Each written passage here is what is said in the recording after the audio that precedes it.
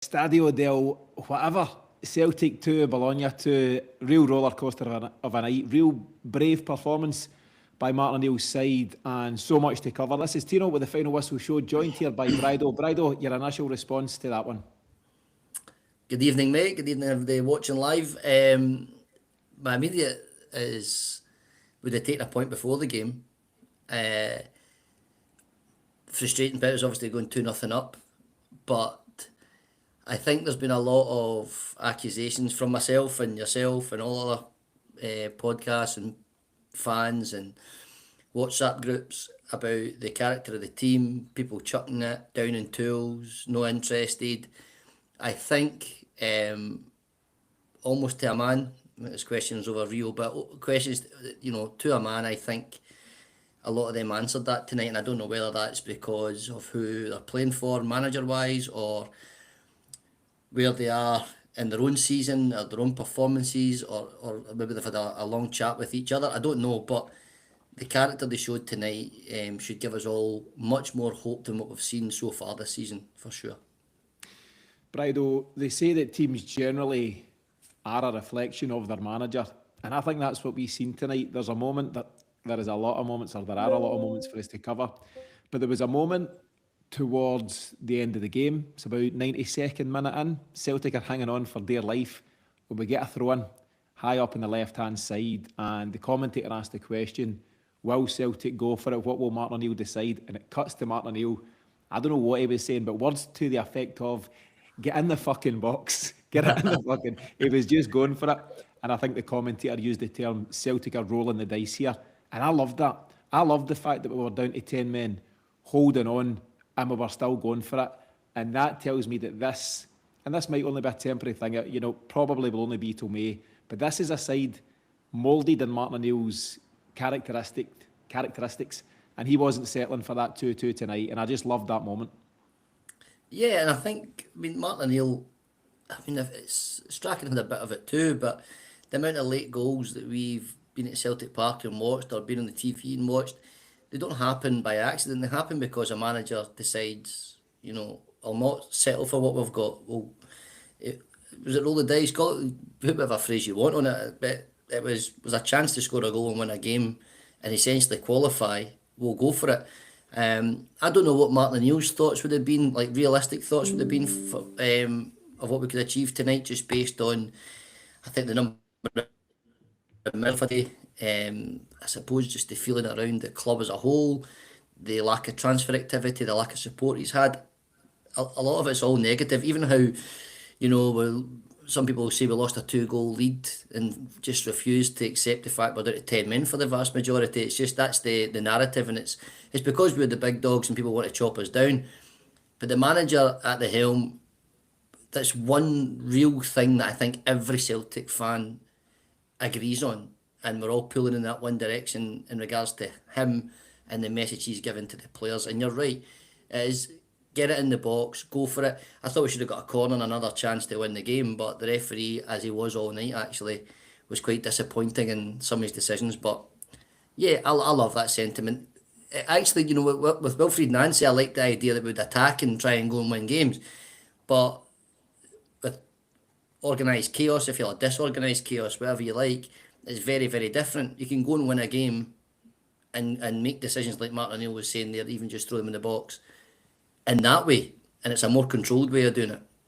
And that's what we've seen since he took over both terms. The 8 games or 7-8 games before, and the games he's taken so far, it's been far more controlled. And I think, even as fans sitting tonight, if Wilfried Nancy was in charge at 2-0 up, we might have said, oh, we'll take a 7-2 loss. Do you know what I mean? But under O'Neill, it's just so much more controlled, and they know what they're doing. And it's quite refreshing that we can actually sometimes feel more relaxed while we're watching the game. Did you feel relaxed? Absolutely not. I nearly choked on my daughter must have had a fruit shoot at some point today, and I've chased them up the stairs because the game was so nerve-wracking. I couldn't have anybody running around, so I told my wife just to take them straight up the stairs when they came in, and I was chewing the plastic bit of a fruit, and then when Schmeichel made that save, I was nearly dead in the couch, mate. I thought we'd have to I thought I'd have to phone the ambulance, but I managed to revive myself because I knew I had a big podcast coming up. You see, That's a commitment that you show, Bridal, and That's it. remember, drink responsibly, even if it is fruit shoots that you're drinking. But yeah, just on the Martin O'Neill stuff, and that'll be the theme throughout this recording. There was a couple of pre-match interviews. He done his formal press conference yesterday, and he spoke again. I think it was a Celtic TV clip before the kick-off, and he was saying words to the effect of, "Well, we're here now. We might as well go for it." You know, he wasn't willing to say, "Well, it's been a tough campaign and the focus is on the league and Europe's a bonus and all that stuff." That's not how Martin O'Neill works. And I was chatting to our good pal Colin earlier on the phone, and he was saying, "I think he might rest a few guys tonight." And I said, "I don't think he does. I don't think it's in his psyche to put out a weakened side. I actually don't think Celtic have got the options to put out much of an alternative anyway. But I think he put out probably as strong a lineup as we've got right now. And I do like the Colby Donovan for Tony Ralston switch, although Ralston had two massive moments when he came on, two really, really important challenges. But I thought Martin O'Neill set up to really go for this, to be strong. Sunday will take care of itself. We'll get to Tynecastle when we get to Tynecastle. But I think for the here and now, he's very much taking it one game at a time. And he includes Auchinleck Talbot in that. He gave them the respect they deserved. And same for Bologna. It was all about that one tonight. And I think he went strong. I've not seen his post-match. We've obviously jumped right on. He'll probably be disappointed that we've not gone on one tonight. Yeah, because he was a player under Brian Clough. So, I mean, that's where he's kind of learnt most of his kind of managerial skills, and that's where he's taken it into his own managerial career, which he's obviously been for a long number of years now. Yeah, he will be disappointed in a certain sense, but I think he'll be delighted to go back on the flight, back up the road, and get that point away from home. Even if it's, I think if we beat Utrecht next week anyway, we probably still qualified, so it wouldn't, based on years in the past, the points tally and what you qualified with. But I think it's more about, I think I mentioned it during your show with Paddy last night, it's the momentum. So although we drew 2 each, and we didn't win, it's the manner and how we performed. It's the manner how we got the point, we got the draw. We're still undefeated with them this kind of second tenure this season. So for me, it's about momentum, and that point away from home is essentially more important for that than it is essentially for the Europa League. I think you're right. I think the point tonight is massive going into Sunday. It just keeps things going. I just caught the tail end of Auston Trusty speaking there, and he said that is something that they will take into Sunday. And you can imagine they'll regroup, they'll kind of think of what could have been tonight as they're getting squared up and showered and onto the bus or the plane or whatever they're doing. But you can imagine the vibe had they lost the late goal and lost 3-2. It would have been completely deflated. And then trying to pick that up for Sunday becomes a completely different challenge altogether. I think they'd have loved a win, we would all have loved a win, but they'll now take some momentum, some buoyancy into Sunday, and I think it's huge from that point of view. But before we kick on, just a reminder to anyone tuning in, this is a live, right on the final whistle after Celtic Bologna. We do live pre- and post-match shows here at Celtic Exchange on Patreon for every Celtic game, usually exclusive to members, but for tonight, for the game it is, and just to shake it up a bit, this is free for all to watch, so everyone will be able to watch the full recording. But if you want to check out what we do on a more regular basis, head to patreon.com/Celtic Exchange to do so. On that note, if you are joining us live, let us know any questions or comments for myself and Brydo. We'll be here for around about half an hour in total. We'll do our very best to catch as many of them as we can as we go through. Brydo, unlike Celtic away from home in Europe, we're the ones that got off to a flyer. We're the ones that scored the early goal. And it is a man who will be talked about a lot, not necessarily for the right reasons, in Reo Hatate, but this goal, the opening goal, is almost a carbon copy of Celtic's goal against Feyenoord, where Maeda does the pressing, goalie makes an arse of it, we get it to Hatate, who rolls it in for as easy a goal as he'll score, and it is a brilliant start to get us off to a flyer. It was a great start, mate, and I was racing home for work, so I missed it, so I had to watch it back. I nearly crashed the car on the motorway back home, celebrating. You have had a night of it between car they say things happen in threes, Tino, and I'm half expecting to fall down the stairs tonight later on. But it was. I mean, I didn't expect it, to be honest. I never have been a fan of Daisy Maeda playing as a number 9, But tonight in games like that, they actually played to his strengths as a number 9. They weren't fizzing into his feet and asking him to hold it up, which he cannot do. I said the other night, he's got the turning circles, an Arctic lorry. He just can't do it. His touch is terrible. He puts us into more bother. But if you play it inside the channels for him, it'll cause problems. And if the team want to play the ball and mess around at the back, he will cause them problems. And ultimately, their goalkeeper done a Casper Schmeichel at Motherwell job and just gave the ball straight to Dyson, who stays composed and gives it to Reo, who he won't get an easier finish, I don't think.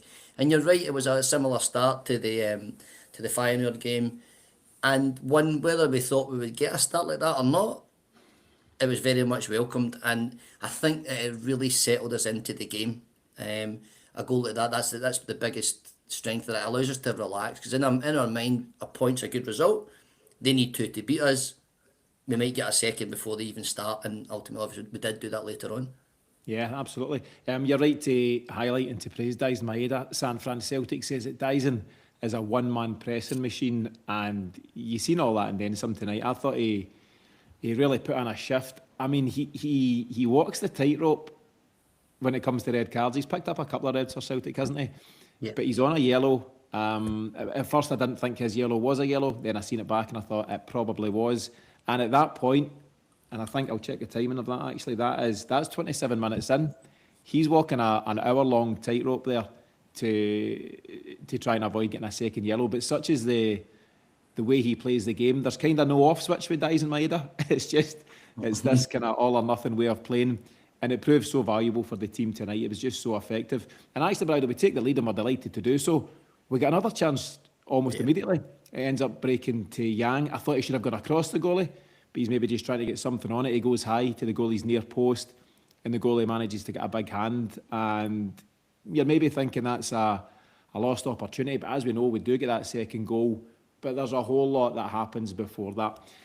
And let's skip to the biggest talking point of the night, potentially, and it's Reo Hatate.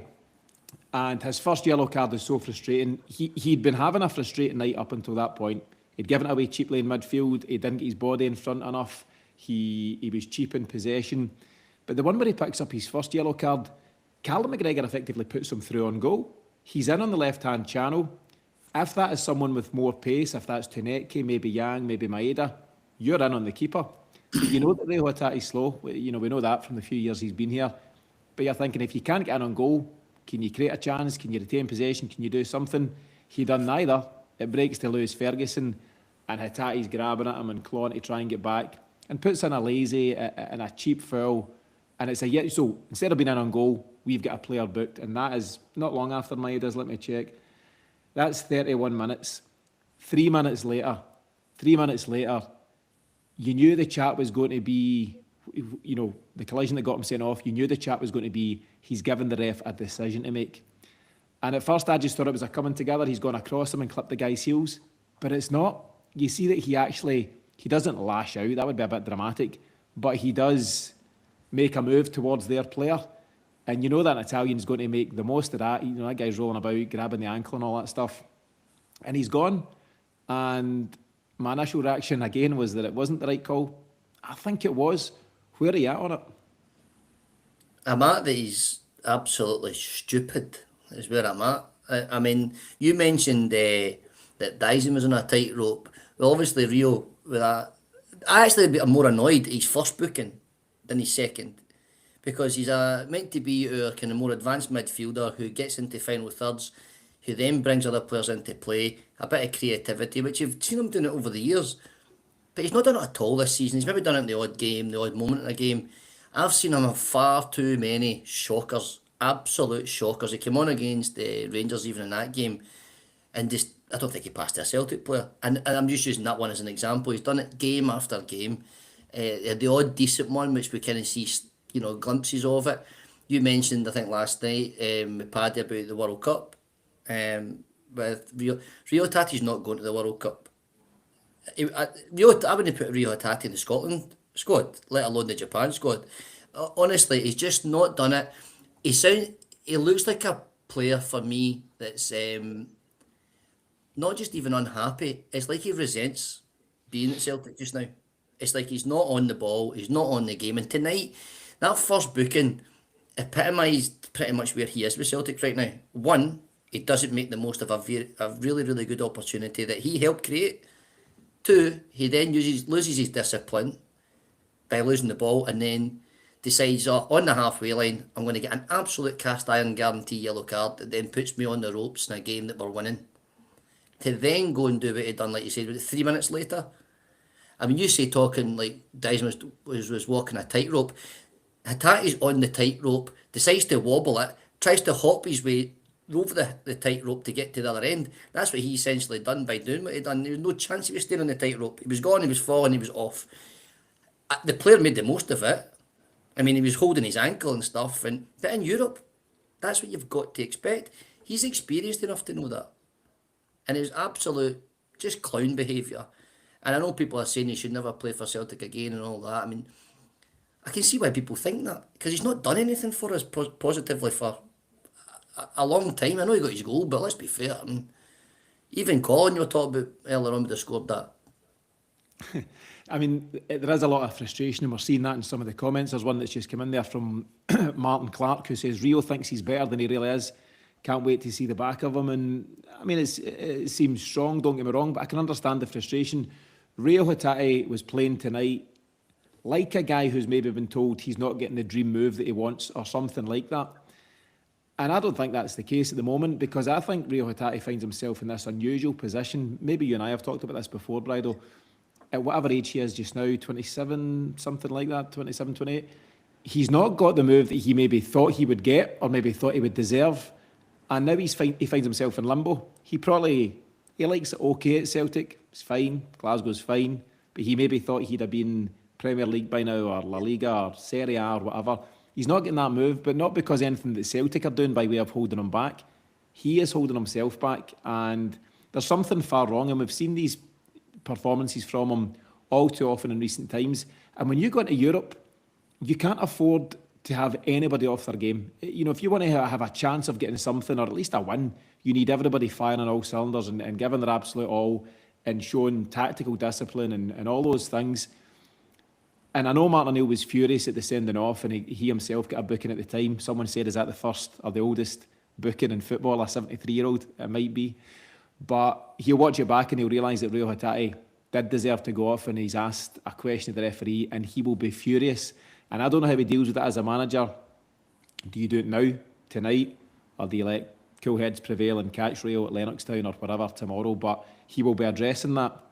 And I suppose you'll see the reflection on that in terms of how often Reo Hatate plays moving forward. You could debate that it was right to start him tonight. You know, Martin O'Neill weighs it all up in terms of who's most likely to do a good job. Negren maybe to come off the bench for the last 15, 20, but I don't think you see Reo Hatate start many times. He's let his manager down there, and he's let his teammates down for his own petulance. And someone made a point that, you know, he got a few fouls against him that he never got, and he lost the plot. That's worse.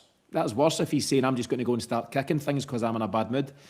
It was wild, Brydo. A real moment that could have cost us, but as we know, his teammates showed a lot of character to make sure Celtic clawed their way back in. So for now, we'll draw a line under the Reo Hatate stuff, but you'll hear plenty of that moving forward in the coming days. But bizarrely, we go to 10 men, and it's Celtic that score. And I thought it was interesting at the time that we've put Kieran Tierney, left-footed Kieran Tierney, on the corners from the right to give you the in-swinger. I think for a season and a half, Arnie Engels has taken all corners, right and left. So there's a change up there, whether that's Sean Maloney inspired, Fotheringham, whoever, Martin O'Neill. But it pays dividends. I don't know who gets the flick on. Is it Maeda that gets the flick on? No, Engels. Engels, okay. Usually out there taking them, now he's flicking them on. And yep. Trusty sticks a big, stupid leg out and just does enough. And it's quite clear that it's over the line. And we're cooking with gas. It's 2-0, and it's hard to fathom at that point. Yeah, I'd like to go back just one step further, because when we, obviously, the dust is settling on the red card, and we're trying to kind of get our way to half time, probably, to be fair, just try to get a shape. Yang, Engels, McGregor, all night were hunting that ball down. Yang, I have to say, most of us wrote him off. let's be fair, even you and his wee fan club had wrote him off eventually. And for some reason, and I don't know what's clicked at some point, but he has, hand on heart, been probably our best player for the last 3 or 4, 5 weeks. He gets his goal in the Celtic Rangers game and all that. He is hunting the ball down. He's taking a leaf out of Dyson's book. He's working his socks off. Nobody can say that he hasn't, even during Nancy's reign. And that's what wins us the ball back. He then gets the ball and he wins a foul. And I think the boy got booked, actually. And it's from that free kick that we bend the ball in the channel. Dyson causes chaos again. They make one of those awkward headers, try to clear it, don't know where he is, to get the corner in the first place. And that's the bit that I like probably more than most. Is just we didn't stop doing what we done to go 1-0 up. We were playing in the front foot, and then, like you said, you get a corner, eagle-eyed exchange. I called you seeing that Tierney was taking the corners. Great ball in. Engels does really well, as he did all night. I was really impressed. I was really pleased with him, as we were with most players. And you know, Trusty, he puts himself in a position, like you said. I think he's probably trying to clear it. He probably thinks he's defending, but sticks in the back of the net. And at that point, we're then thinking, geez, can we cling on to half time? And then it was all about moments. Can we cling on to, first 15, second half? And then can we see it through? Ultimately, I think in the end, I could still say we did see it through to get the point. You've got something going on there in terms of the team spirit, and I think there's a good comment that comes up just now. Let me see, it's from, I need to put my glasses on, Brydo, NFL BTC, I think, who said this team plays for each other with a different mindset, the Martin O'Neill effect. And I think that's pretty accurate. I think it's a solid comment to be making. And I've talking about Hatate letting us down, and people saying sold the jerseys in different terms of that nature, but you've rhymed off a few there. Yang, Engels, Tierney, Trusty, Scales, McGregor, Schmeichel, Donovan / Ralston. Even when Negren comes on, has an impact as well. Kenny to an extent, but you need to have the vast majority of your guys going hell for leather. And I just thought as a team, in football you don't often get what you deserve, or you don't always get what you deserve, should I say. And I think had Celtic not got a point, it would have been a travesty just from our side of the fence, in terms of what those boys put in terms of what they gave to the game. And Kasper Schmeichel didn't deserve to lose tonight, and Auston Trusty didn't deserve, and Callum McGregor and KT and all those boys. And the likes of Liam Scales shows the best of himself in a game like that tonight. That is his bread and butter. He probably seen Hatate get sent off and went, "This'll do for me. This is my game. I'll header everything that comes into this box. I'll tackle everything that's moving." He was making slide tackles out in the touchline in the last 5-10 minutes. I thought Liam Scales was immense, but that's his game, and that's what we know he's good at. And we can have the debate another day about ball playing centre halves and what they do. I don't think Martin O'Neill cares much about that. He wants defenders to defend, and everyone outside the back four can go and do the expressive stuff. But to the comment that I showed there, Brydo, there is real spirit in this camp, and that's got to put us in a good position for the remainder of the campaign. It has to. And it has to give all of us some degree of, I don't know if it's confidence or reassurance, whatever words you want to use, but they're all positive connotations. It's Scales, Trusty. I mean, they've had their moments as well, even under Martin O'Neill at times, but they've had poor performances, but playing badly and winning is very, very different to playing well in spells and losing. And that's what we did under the previous manager. Even under Rodgers, with all the ball, nothing, toothless, became boring, predictable. Under Martin O'Neill, I think out of both those managers, all three of the managers, he's the only one that can recognise the strengths of his players, and he's not asking them to do anything really out with their skill set. He's not asking Liam Scales to go down the left wing and whip in crosses. He's not asking. The only thing I'd say about it is he's asking Dysonmead to be a holding striker sometimes, but not tonight. He's not asking any of them to do. He's not asking Ralston to go into the midfield and start picking passes like Pirlo. That would be an absolute disaster because he can't even take a throw in. But he simplified the game, and I think players in the situation that we were in, and it was all negative and it was all pretty disastrous. It's exactly what we needed at that time. It's terrible it got to that stage and nobody's off the hook with that, but there's no point looking at that. We're looking forward now. And I just think if he gets support and he's got that team spirit and that, all the games leading up to this will help that. We all said it, winning games creates a mentality, a confidence, a resilience, and it was about resilience tonight and team spirit and across the board. I had a lot of things to say about Diaz Almeida after the Kairat Almaty game. Turns out he was wanting to leave and he thought he was going and he felt like he was getting cheated out of that. Can't say about them tonight. I've got a lot of things to say about Liam Scales not being maybe the level we expect. Can't say that tonight. Engels was another one. Oh, he's not up for the fight in Scotland. He's not aggressive enough. He doesn't. Can't say that tonight. So, yeah, we just want the players to do it more often, and then we might not be in the position we are in the league. But to be fair, there's been a lot of turmoil. Perhaps it's not all on the players, but they've still got to look at themselves for parts of it. True. I read out a quote from Tunetke this morning on the Daily, and Tunetke basically held his hands up saying it's easy as a player when things aren't going well under the manager to blame the coach, talking about Nancy, but he says that we as players should have done better during that time. And I admire the fact that he came out and said that, because it might have been easier not to say that or duck the question. Quite an honest young lad, and he said what anyone asked should be saying. The players should have done better. They didn't. That's in the past, and we can only focus on the here and now between now and May. But there are times when the players have let themselves down, but tonight was the opposite. And there was a lot of commentary around Diaz and Maeda, even from Sunday. Not Sunday, the previous game, the Falkirk game. That's him checked out. That's him gone again. That's not a guy that's checked out. Diaz Maeda has inconsistency in his game, absolutely. But what he put in tonight was incredible, and I think he and his teammates deserve great credit for that. I'll bring a comment on screen from Gio. Gio's a good pal of the show, and he says, they were all immense, Tino. In light of where we are, there's signs that with some new faces, we could do something big this year. And what that might look like, Brydo, I don't know. And a lot of that does hinge on who else comes in. We've obviously got the big striker. We're just calling him TC for now till we work out the pronunciation. Big Tam is in the door. I did see an interesting tweet earlier on tonight. He's taking the number 11 shirt. All good. Why has he not taken the 9? He is a number 9. That's what he usually wears. Is that being kept for another striker? We can only hope that's the case. Unless your pal Johnny Kenny's getting promoted and he's ditching 24 and he's taking the 9. We'll need to wait and see. Brydo, second half, we know it's going to be a shift and the manager makes a change as expected.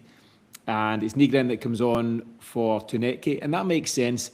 And I think he's just trying to busy up the midfield and go for a version of 4-4-1. What did you think of the change? Yeah, I think I said that in the Patreon chat. I actually said I thought you could maybe even argued that he could have brought Forrest on, just the experience. He doesn't lose the ball that often. He's still a good ball carrier to get us up the park, but he opted to kind of say, "Well, we're 2-0 up." At that point, he's well within his rights to say, "Do you know what? Let's keep it tight. We'll allow Bologna to have the ball out wide, and I'll trust Trusty and Scales and Donovan, latterly Ralston, and Kieran Tierney to win their battles and win their headers." And ultimately, on the most part, they did. Obviously, the first goal was a bit scrappy. I thought it might have been offside, but obviously it wasn't. But, there's a lot of pressure, and they dealt with it very well. I thought Callum McGregor just constantly organising, just doing what a captain should be doing. And the players responded to do you know something? They responded to each other, mate. When Engels put a tackle in, it was followed up by Yang, or if McGregor put it in, it was followed up by Nygren. They all followed up each other's kind of lead.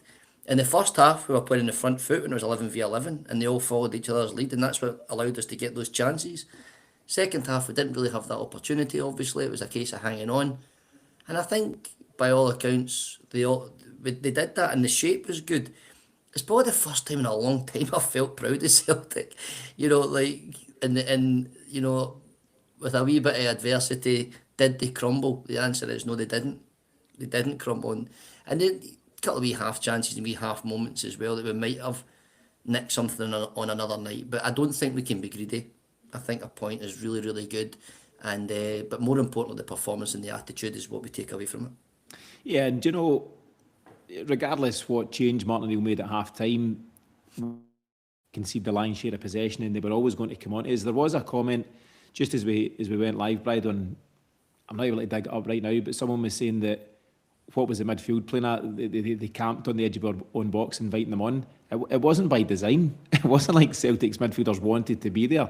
That is just the way the game goes. You're up against a good side at home, Serie A side, top 6 or whatever it is they are just now, and they are going to have the lion's share of possession. They've got some really talented players. The boy Reo, really good player, and we'll get to his goal just shortly. And it was always going to be that way.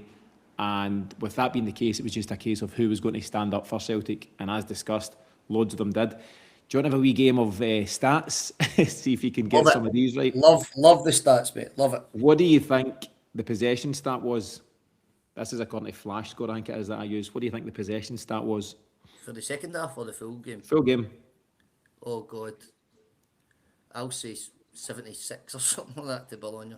Not bad. 71% in their favour, 29% to Celtic. The total shots on goal, it's quite a stark stat. What do you think, us and them?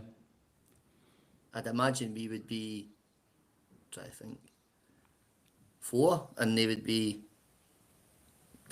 18 or something. Double that. 36 for them. Shots on, right, aye, okay.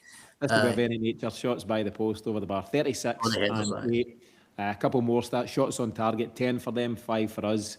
Corner kicks, 16 for them and 2 for us. Sometimes if I'm doing a bet or a bet builder, I'll do over 8.5 corners, and sometimes it kind of ekes in at like 9 or 10. There was 18 corners in the game, 16 for them. And then when it comes to bookings, 3 yellows for us, 1 for them, and obviously the red card for Reo Hatate. The big frustration, Brydo, about the second half is that they score so early. You know, it's a concern. You know you're going to be up against it, but they do score pretty early. It's the 56 minute. I think it's Dailinga that gets the goal. Like you, I thought he might have been offside because it's the first header flicks it on and he's in at close range. Donovan just can't quite get to him. And they've had some, reasonable chances before that. I don't hold Schmeichel responsible at all. I've seen some other folks blame him. It's the guy. I think the guy's inside the 6-yard box when he heads it, or very close to. Comes at him at 0 distance, full of pace. He actually gets a bit of a wrist on it or a forearm on it. There's not a lot the goalie can do at that point, is there? No. I mean, I've not been a fan of Casper at all this season, and I was a massive fan of him before. So it's just you're kind of see what your eyes see. Obviously, no, I don't. I think if there's anybody played in goals, they'd be able to judge it better. But certainly from, if you're an attacker and you're heading that ball and the keeper saves it, you're saying he's lucky. you're not saying that a goalkeeper would save that by having reactions of a cat, so to speak. I think he's hit it at him, but not enough for him to do anything. He's just moving his body to try and get something. So no, I don't think so. I think if he'd saved that, and we'd all have thought it was a miracle, really. So no, there's no blaming the goalkeeper there at all. Actually, I suppose you can maybe blame it. Is Donovan in the right position? Is he switched off a wee bit? Is he allowed the player to get across him? Maybe, but you can't be overly critical because they're heading. Look at the number of crosses and shots you're talking about. Most of them came from crosses, and try to win your battles. So no, I don't think I'll lay much blame at Casper for that. No, not at all. And actually, let's just fast forward to the second goal as well. They equalise it. It's 16 minutes later, give or take, 72nd minute, and it is Jonathan Rowe who gets the goal. He was a real threat all night, and the commentary picked up on the fact that they moved him off of the right-hand side later in the game. They brought someone on and moved Rowe more central or whatever. Totally nullified him. And it was a mad move because he was the biggest threat all night from the word go.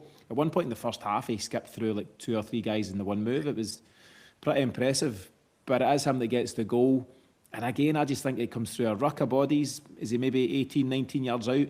It flies past the goalie. And he looks kind of flat-footed. He looks kind of set. But I wonder, as a goalie, if you go one way and it flies past you the other way, sometimes you just need to say it's a good goal. I don't blame him at all. And quite the opposite. Let's go on to some more positive moves. He's pulled off a raft of big saves. There's a number of shots that have come through bodies. There's one where he done the big wrist away, the big right-handed wrist away at close quarters. There was loads of big moments, and I think Schmeichel is as responsible for the result as anybody. And there was a couple of comments saying that there's a comment just now saying that Scales, Kenny, and Schmeichel have to be shown the door. Each to their own. I just can't get on board with that. And you can maybe talk about Johnny Kenny in bigger picture. Tonight, Liam Scales and Kasper Schmeichel were immense. And as I say, Brydo, Schmeichel played a huge part in getting us a draw there. Absolutely. I mean, like we said, almost to a man, with the exception of Rio, probably. You know, some might have done a wee bit more than others, but they all stuck to their task. You know, like you said, Maida was booked, and he always gives you a bit of fear when he's going in for tackles and stuff. But those saves that Kasper made, we've all got a lot to say about him, and rightly so, by the way. You know, there's a lot of games where he's really put us under a lot of pressure by mistakes and perhaps saves that he would have made many years ago. He's not doing them now. He doesn't look fit. So there is a lot of kind of heat on him and a lot of kind of negative stuff coming his way. However, tonight I don't think we can do that. I don't think it's fair to do that. It doesn't change your opinion over whether or not he's not going to be the goalkeeper next year, I dare say. So that doesn't change. But tonight, you've got to just judge him on that. And I thought he was really, really good tonight. And I don't blame him for the second goal either. At all, no. Actually. I think it just came through. I actually thought we might have got lucky with those offsides. It was in his eye line. Yeah. I was kind of hoping and praying that I'd see that, but we're not going to get that off that referee tonight. No chance. It is funny in the modern game that the moment, well, twofold actually. The moment you score a goal, you're going, I like the look of this, but let's just wait and see. You know, do we get away with it VAR-wise? And the opposite applies. When you can see the goal, you're thinking, all right, we've lost a goal, but hold on. It's not been signed off yet by the goalie and the VAR team. But neither of them came good for us, and we had to just accept that it was 2-2 at that point. But Brydo, that's in the 72nd minute, as mentioned. With injury time, I think they played 5 minutes over. There's 20 minutes to hold on there, 20 minutes to get battered, to be honest with you. And at that point, home advantage, home crowd up for it, momentum on the side of Bologna. That's when the real test came around, and I think for Celtic, and we're in danger of repeating ourselves now, but just at that last point, it's one thing, you know, seeing it through for the first 5-10 minutes of the second half and whatever. You need to continue that job for the full 45 minutes of the second half, or 50 minutes as it happened. And there's various other players that stepped up. Who was the main driving force out with the defence? Who really stood up for you in terms of, you know, seeing us over that line? I think it's got to be the likes of Diza Maida and the pressing and the work rate. And like I said earlier on, I kind of alluded to it earlier on, Callum McGregor just kind of organising and leading by example. The players around about, like I said, I just think it was a collective. Although I'm saying that those two players were really noticeable, Engels I thought was, I mean, the amount of miles, I'd love to see the kilometres that all of them ran tonight. It would be a kind of competition to see who ran the most. I think Dyson probably does have it, but anybody after Dyson probably. Yeah, I just think as a collective, I think, and I think the manager in Maloney as well have to take real credit for how they've then went out in the second half and managed to get us through to getting a point. I think making the change with Taneki coming off, he was becoming a bit of a passenger, a bit of a luxury player, almost a non-entity. So bringing Negren on for them and just being kind of consolidating the midfield, getting it tighter, letting them have the ball out wide, and then just saying to the boys at the back, we trust you, do your job, and hopefully we can see it over the line to get a win. If not, don't lose the game. Yeah, exactly that. And Martin O'Neill will be delighted with that. That is, it's kind of the performance in Europe that he built his Celtic reputation on. Going away to teams where you're not the favourite, I think, I need to check again, but I think Bologna were 2-1 on to win the game. Celtic were around about 5-1. So, you know, bookies don't often get these things wrong. We were well outsiders. And if not for the red card, you never know what could have won. Some really good comments coming in. One on screen just now from Danielle Farrelly. And she says it reminded her of the Atalanta game. The away one, Auston Trusty was huge that night, wasn't he? The way the players stood up and parked the bus. Let me see, there's a couple of others that are coming in. There's also a square go going on in the chat. So I just noticed that. I think back Hercules is these 2-1 on. I don't know how you selling. There's all sorts of stuff going on. Another comment from San Fran Celtic. Rode our luck since we went 1-0 up. But a lucky, well-earned point at the end up. And that's it. Listen, you need a dose of luck as well. It's going to be one of those things where you're relying on, you know, I mean, there was a big deflection from Auston Trusty. Was it the second half? It's a guy's caught it in the half volley. It looks like it's net bound all the way, and it just catches Trusty's backside. There's one he's also stopped in an unorthodox way in the last 5 minutes. I thought for a second he'd caught his hand. he wishes it caught his hand, it caught him somewhere else.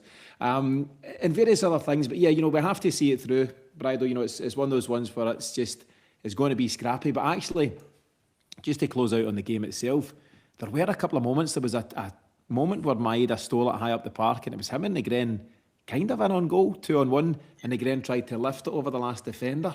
I thought, could you have taken that and done something? But would be getting greedy, if we were, saying at that point you wouldn't accept the draw. So, Brydo, we're coming to the close of this one, but we've repeated, the character they've shown, the Martin O'Neill effect, and we have touched on it, but what does this now do for the players, not just heading into Sunday? And Sunday is massive now, and it'll be full focus on that.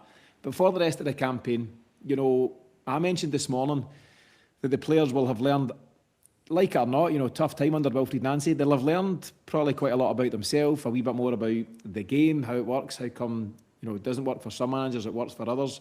But they'll have learned a lot about themselves tonight. And you cannot beat a backs to the wall performance like that for galvanise the dressing room and bringing players together. And the Reo Hatate factor's a separate thing, and the manager will deal with that accordingly. But this group are all in. And if this is the group that's going to see us through between now and May, with a couple of key additions, big time and otherwise, then, as Gio said earlier on in the piece, there's reasons for optimism, Brydo, that we can be amongst the silverware, particularly league trophy-wise, come May. Absolutely. I mean, we are where we are. It's our fault. But we are where we are with 6 points behind, with playing the league leaders on Sunday to go 3 points behind. And that's in spite of all that's happened. That's in spite of the carry on with the transfer window. It's in spite of not having regular, good quality, acceptable level strikers. It's Brendan Rodgers leaving. It's Dermot Desmond statements. It's Martin O'Neill coming in. It's the Wilfried Nancy saga. It's all of that. We're still, potentially, if we win on Sunday, only 3 points away. And that's not having a decent centre forward. It's not having kind of a decent squad to pull on. The same players are being asked to go to the well all the time. And you're absolutely right. I think getting a result like that, for me, it's like I said earlier, it's about the momentum. It keeps it going for Sunday and beyond. I personally think we'll win on Sunday. Hearts are now having to face stuff that Celtic faced, and that is losing top players for a reasonable period of time and trying to navigate their way through that.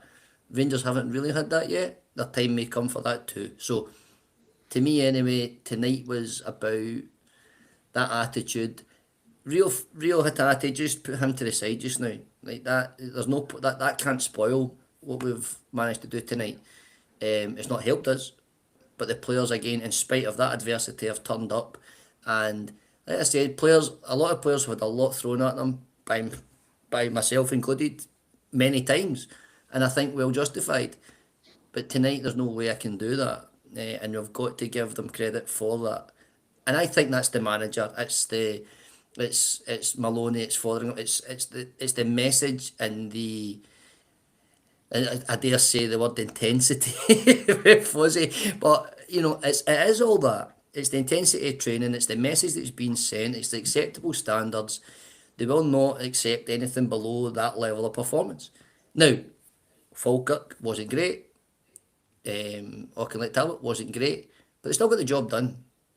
And I suppose we've got to take some degree of positivity from that too. So get the additional players in, and I'm fully expecting us to see more results and performance and better performances than we have done so far. Yeah, and Martin O'Neill, since returning for this now third spell, he's stressed time after time, Brydo, it's all about results. You can have your style of play, you can have this, that and the next thing. It all comes down to results, and that's what he's getting. So it's now 3 wins and a very admirable draw tonight, and it's just, he gets big performances out of big players, and guys thrive on that. See, he's a footballer, to have Martin O'Neill and the man management skills and the hairs in the back of the neck stuff that he brings. I think the players are just responding to it, and as I say, it will, in all likelihood, it will be a short-term fix. But if that's where we have to be because of our own failings as a club, then so be it. And we'll give Martin O'Neill every backing to get us over the line. Just in terms of Europa stuff then, Brydo, so that's us on 8 points. I mentioned before, but 10 points last year took some teams through on goal difference. Some teams didn't make it on 10 points due to their negative goal difference or whatever. So Celtic have now got a real potential here to go on to 11 points if we take care of Utrecht, which is a week today, I think. and we could be taking our place in the playoff places for the Europa League. And that's hugely in part to Martin O'Neill, because without that result in Feyenoord, and without that result tonight, you're nowhere to be seen. So he's doing his job and then some. And as a couple of folks have said in the comments, if he can be backed accordingly in the coming days, then we could still have a really strong end to the season. Brydo, see us out with your final comments, and also let us know who your man of the match was for this one tonight. The kind of final comments are that I'm just delighted to get another kind of good away performance in Europe. I've been struggled with that for a long period now. I think a lot of us thought it's because we played Champions League level teams and therefore getting points away from home was really hard.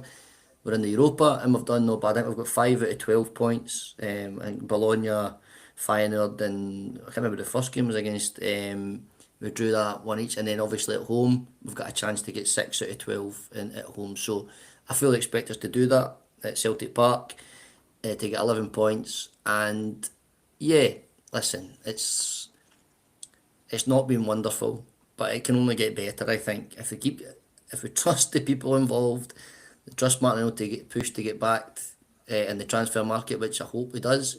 He definitely needs it. Then going forward tonight, it's just again momentum building for all competitions. And I think the man of the match, I'd have to say his skills are Trusty, to be honest. The amount of crosses that they deal with, Trusty maybe, probably Trusty. That's the kind of things they like to do. But unfortunately, when you're playing for Celtic, that's not enough. But on tonight, it was, and I thought they were absolutely colossus at the back. So, yeah, all in all, though, mate, I think as a campaign, it's not been all bad, especially with the adversity and some of the disasters that they've had to deal with in between. So, I think the stability is going to be really, really important, and any new faces coming in, I hope it's a good place for them to come in games like that. They get the dressing room bouncing, going back home, feeling good about themselves and each other. I think it can only serve as well, and that is essential if you're going to really, really push on and win a really, really tough title challenge. And it's ultimately that's what we're wanting to do. Yeah, and I think between O'Neill, Fotheringham, Maloney, they're creating a good buzz, a good environment, a good atmosphere, and I think any new guys will be welcomed into that. And Martin O'Neill did use the term yesterday that there's still time for a few additions. He didn't say 1 or 2, he said a few additions. So hopefully that can be the case. But a big night for Celtic, Brydo, a very Martin O'Neill night for Celtic. And thanks for being here for this one. There's loads of folks joined us on the live, and we appreciate that as well. As mentioned, you can catch all of these live pre- and post-match shows by being a member of the Celtic Exchange on Patreon at patreon.com/Celtic Exchange. As I say, loads going on in the chat, wee Barneys, all sorts of debates, all good with that as such. But thanks to everyone that joined us, and to Rab McEwen. Rab's a good pal of the show, and he says he's up for this one next Thursday. So hopefully it's a big night for you and for everyone else on Thursday, Rab. Brydo, that's us for tonight. We will be back. The plan is to be back on Saturday night live ahead of Hearts, and we'll do a big preview ahead of what has all of a sudden become Celtic's biggest league game of the campaign. But in the meantime, thanks to everyone who's joined us here for this one. As I say, big night for Celtic, big night for Martin O'Neill. Hopefully we can now progress to the latter stages of the Europa. We'll see you back soon for the next one.